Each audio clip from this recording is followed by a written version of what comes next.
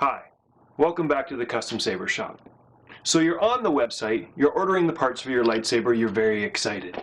And you're getting to the part where you're going to order the type of switch and the type of switch hole to be drilled in your part. Stop. If you're doing this for the first time, what you might be about to do is to make the mistake of ordering the wrong switch hole for this switch. Now, if you do that, one of two things is going to happen. One, you'll get your parts in the mail and it won't work the way you expect, that things won't fit.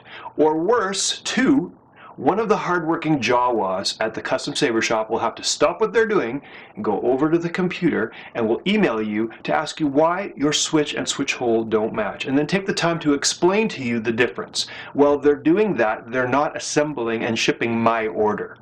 So listen up and I'll show you the right kind of switch and the right kind of switch hole for your project so you don't make that mistake. Alright, as you'll see here, I've got MHS double female piece with a number of the switch hole options.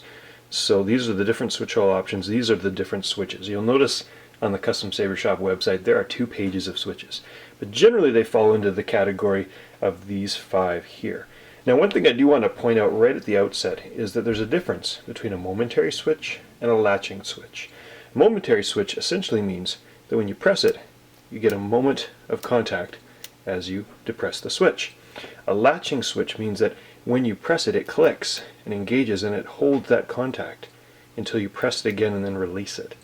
So the rule of thumb is, if you are building a saber from the Custom Saber Shop with a sound card provided by the Custom Saber Shop, you need a momentary switch. Some of the sound cards, like the Petit Crouton, you could use either or, but generally speaking, the momentary switch is best for a sound card saber. For a saber without a sound card, or a stunt saber, a latching switch is what you'll need to work with a battery. Okay, so now having discussed that, here's the different switch holes, and I'm going to go through them really quickly. For instance, the oldest probably switch that is available from the Custom Saber Shop is this one. This is a standard switch. And if you order a standard switch, you're going to need, if that's what you want, you need a standard switch hole. What you get is you put your switch through like that, and the nut goes on, and let's do it that way. And it threads down, and you get your switch that is going to look like that. Old school, that's a standard switch with a standard switch hole. If you order the standard switch hole, but you want the guarded switch, it's a guarded momentary, it's not going to work with that switch hole. That's what you're going to get. You're going to need to order the guarded switch hole. Drops right in. Some people will solder their wires first, will drop it in, will use some kind of a glue to hold it in, or you can take the time and install the nut on the inside. Sometimes it's helpful to use needle nose pliers and do that very carefully and take your time, but it is possible to thread on the nut to hold that switch in place. The other switches that you're going to take a look at here, that switch hole is for the 16mm anti-vandal, and it's recessed, which means, here this is the difference between recessed. Let's take with a 16mm anti-vandal switch, you can drop it in the 16mm anti-vandal switch hole that's not recessed. It'll fit, and there'll be clearance inside, but you see these little gaps here. It's not what you want. So in this case, you would order the 16mm anti-vandal recessed switch, which means it's recessed, so you can drop the switch in, and it fits in that nice little groove, and there's no gap there. It's a nice little recessed fit. So that's the switch hole that you would want to order for that switch. Now, the one exception being, if you want to use a bezel.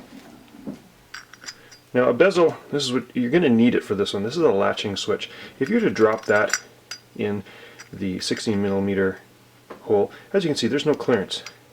Those contact points will go, it's a tall switch. Same thing with the recessed one, it's not going to work for you. So what you do is you order the 16mm anti-vandal switch hole, not recessed, and then you get one of these. This is a bezel. And here's how this works.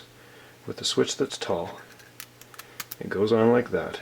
It drops in through the 16mm switch hole, and you can see now that you've got clearance for your wires. That's how that works. So you need a bezel with these tall switches. You don't have to get the bezel with the short ones, but you can. So if you like that look, you would order the 16mm non-recessed hole, slide your bezel on, and you can just as easily use that switch. It's an optional thing, depending on how you want your saber to look. And basically the same thing then with the 12 millimeter, sorry. You order a 16 millimeter hole and a 12 millimeter switch, it's going to drop right through. It's not going to work. So what you want is you want the 12 millimeter, same thing, either the straight hole with the gap or recessed, give you a nice flush fit, or you can order the bezel for the 12 millimeter switch to give you that. That's the look there. Now keep in mind the 12 millimeter bezel will not fit the 16 millimeter switch, and the 16 millimeter bezel will not fit the 12 millimeter switch, so you need to order the right bezel for your switch to get the right look. But that's why it's important to make sure that you know, number one, what switch you want with the design for your saber, and then what switch hole you're going to order to go along with that. Take the time and make sure you order it right the first time.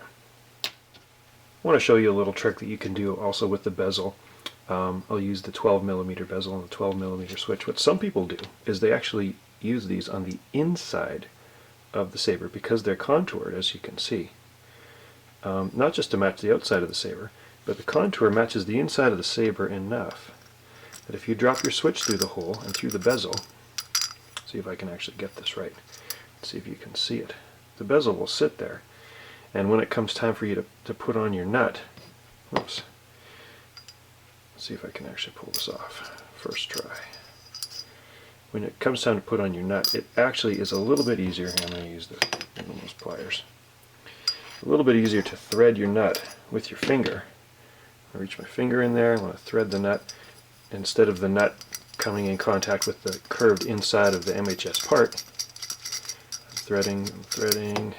You can see that my nut comes in contact with the flat part of the bezel.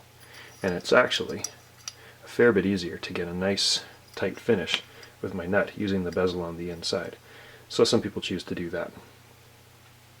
So that is how you order the right switch for the right switch hole so that you will get the one that you expect and it'll work the way you want and it'll make your lightsaber complete. Thanks again for watching.